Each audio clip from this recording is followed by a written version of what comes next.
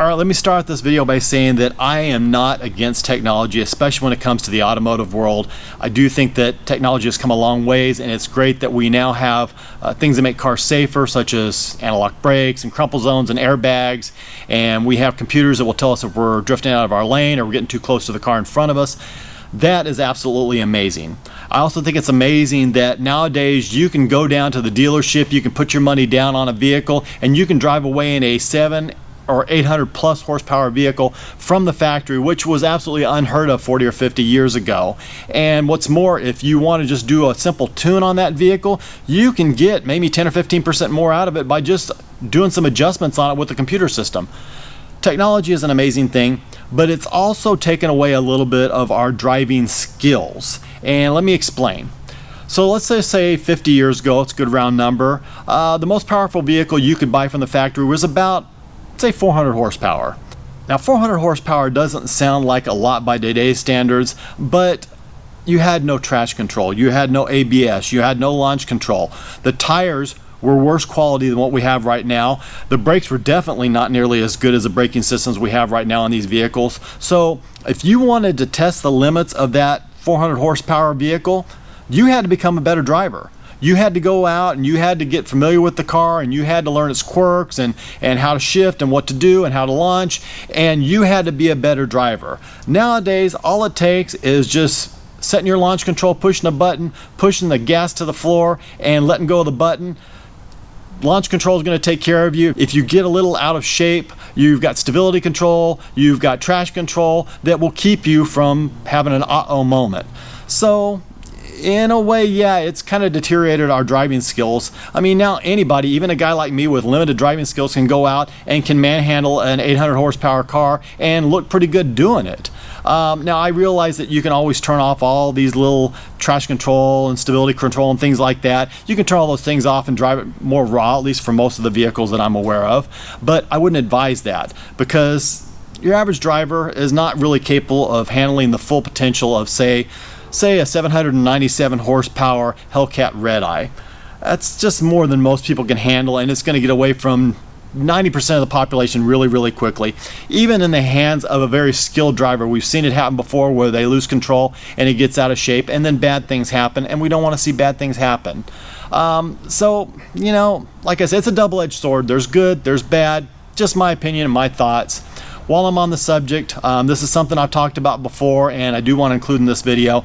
Really sad about the demise of the manual transmission. The manual transmission is basically going by the wayside. It is no more. Automatics are much more efficient. They just make more sense for the auto manufacturer because they only have to manufacture one transmission. But believe it or not, again, 40, 50 years ago, if you wanted a true performance vehicle, you bought a manual transmission. And you could launch harder, you could shift faster, and many times they were better on fuel. So that was what you got. And I know today, like I said, automatics are better, but there's just something about a manual transmission, being connected to the vehicle, shifting when you want to shift it, having to work the clutch, the gas, one hand on the wheel, one hand down here shifting. There's just something about it. I mean, about half my collection is manual transmissions, and I love them. I absolutely love them. I enjoy them. I wouldn't trade any of them. And quite honestly, to me, there are some vehicles that should be manual transmission. There's some new vehicles out there nowadays that I think should be manual transmission, but that's just me. I get why the auto manufacturers are doing it. I get why most people like automatic transmissions better, but I'm telling you, if you're watching this video and you do not know how to drive a manual transmission, you definitely should learn. It's a blast. It's a lot of fun. You should definitely learn, because I can't describe it. It's just a lot of fun. What can I say? The last thing I want to talk about is electric cars. And no one's going to dispute the fact that Elon Musk has done an amazing job with Tesla.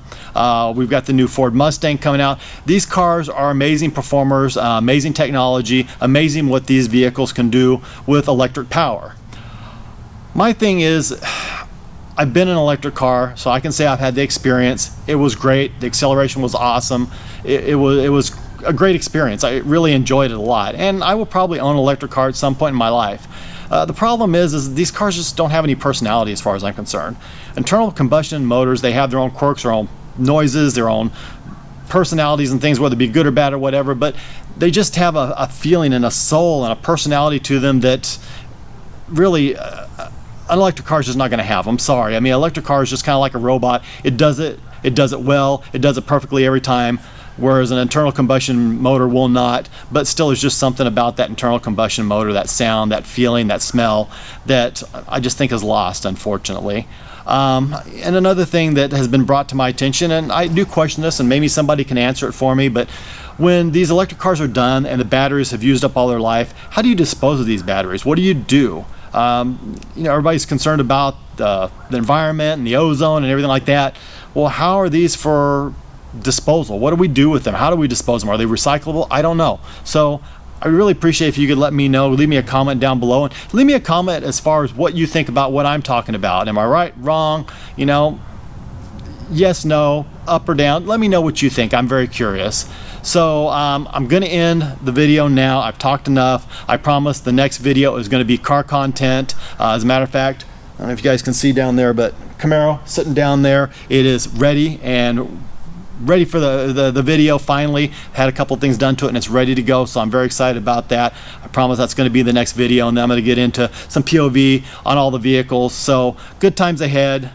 So as always, don't forget to like, share, and subscribe. My PO box and Instagram is going to be in the description below, and like I said, guys, if you aren't subscribed already, please subscribe to the channel. Trying to get to 10,000 subscribers by the end of 2021. I'm about 5,500 right now, really close to it, so I really appreciate any help that you can give me. So yeah, with that, as always, God bless, take care. Guys, have an absolutely amazing day.